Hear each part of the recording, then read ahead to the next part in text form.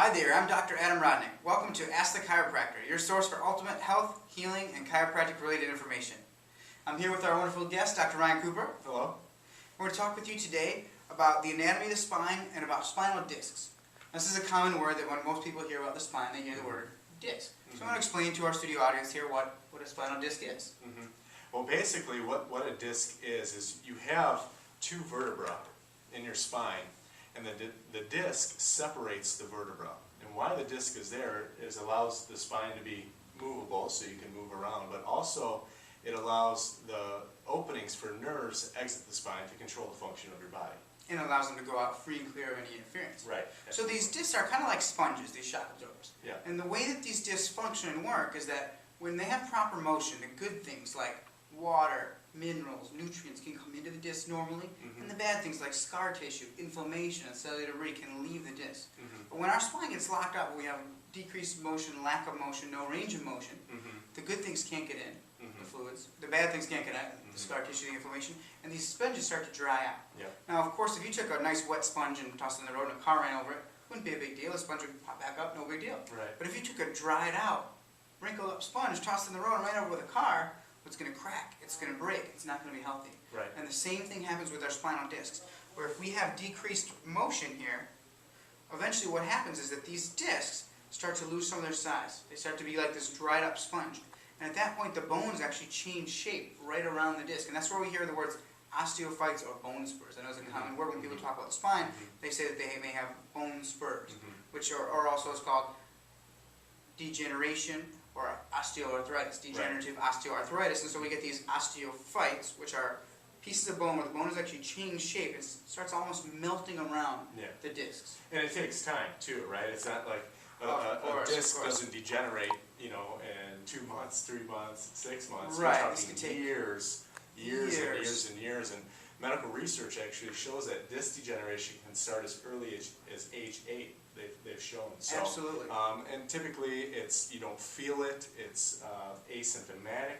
You don't even realize that you're having it, and it continues to degenerate, and then 20 years down the road, now you start the symptoms. Now you say, Yeah. well, I'm getting older, I have arthritis. When realistically and literally, we could have slowed down this degeneration process years ago through normal motion, which is things like exercise, stretching, spinal hygiene, things like that. That's why exercise is so important for the spine, so important for the disc, so important for the vertebrae, and also important is not just the motion between the entire spine, which was something that exercise will help with, but the motion intersegmentally between two segments or individual vertebrae.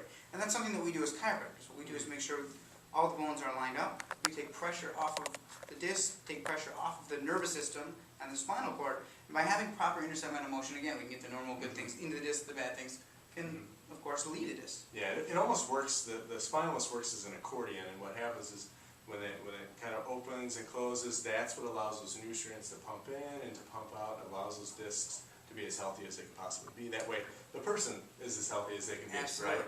Now, the other thing that we do often have, of course, not often, but every time, symptoms with the disc is when we have herniated discs, bulging disc, ruptured disc. Now, what that looks like, now these discs, like I said, they're very much like a sponge. One other way to describe them would be like a jelly donut. Right.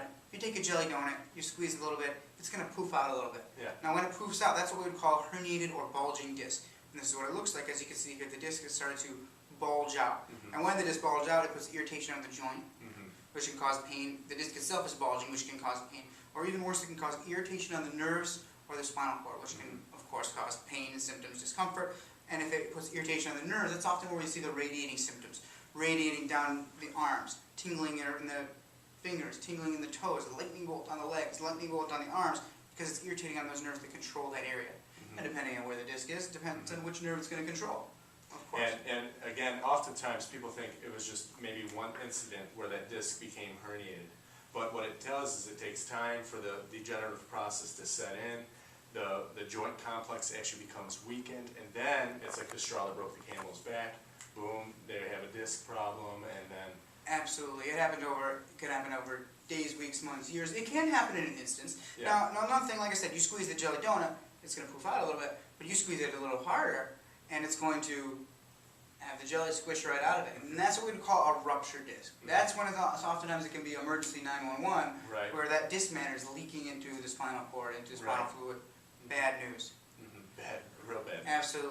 But herniated disc, a lot of times people think that is something that you must have surgery for. The only thing Right. that helps this herniated disc or this bulging disc is a surgery. Right. And that obviously, as we know, we see in our offices every day, is something that we can help with. Right, no, absolutely. I've had many patients that have had disc herniation, disc balls, slip discs, and with conservative chiropractic care, they not only symptomatically feel better, but we can actually, over time, get regeneration of that disc to take place, which is really exciting stuff. Absolutely. I know we have a study here, actually, from a peer-reviewed journal that talks directly about that. About the disc degeneration, Yeah. exactly. Yeah. So I'm just going to read this off here to our studio audience. It's talking about MRIs and a clinical follow-up study of 27 patients receiving chiropractic care for cervical and lumbar disc herniations. So this study suggests that chiropractic care may reverse disc herniation, actually reverse it. 27 patients with MRI documented and symptomatic disc herniations of the cervical or lumbar spine were given chiropractic care, flexion distraction, physiotherapy, and rehab exercises.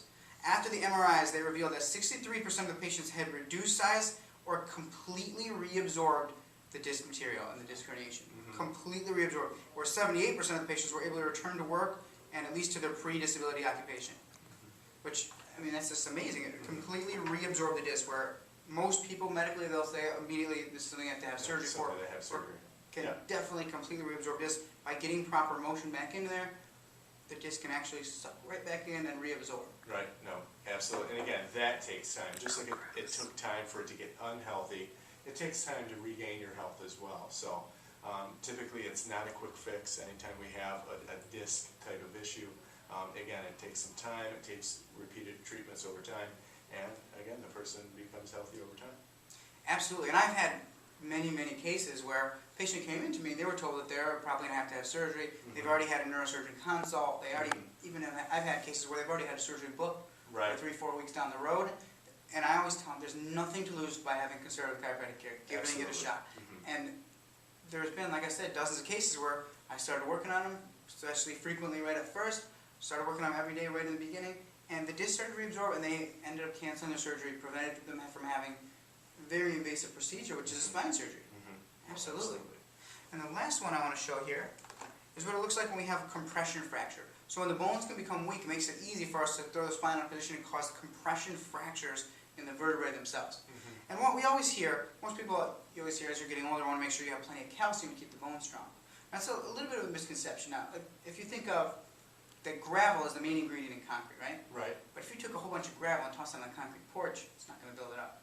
You need all the things to help churn it into the concrete. It's the same thing with the bones. Calcium is one of the major ingredients for the bones, but we need a whole complex to help churn it into strong bone matrix, strong bone material. So when people get a supplement, we want to make sure that they get the entire calcium complex rather than just a calcium pill. So calcium, magnesium, manganese, zinc, phosphorus, all these things together to help churn it into this concrete or strong bone material or bone matrix. And including with that, of course, weight-bearing exercise helps maintain that bone strength as well. Absolutely, absolutely. So again, I'm Dr. Adam Rodnick, and we're here with our guest, Dr. Ryan Cooper. We've been talking with you about the anatomy of the spine, the discs, and chiropractic care. Thank you for joining us.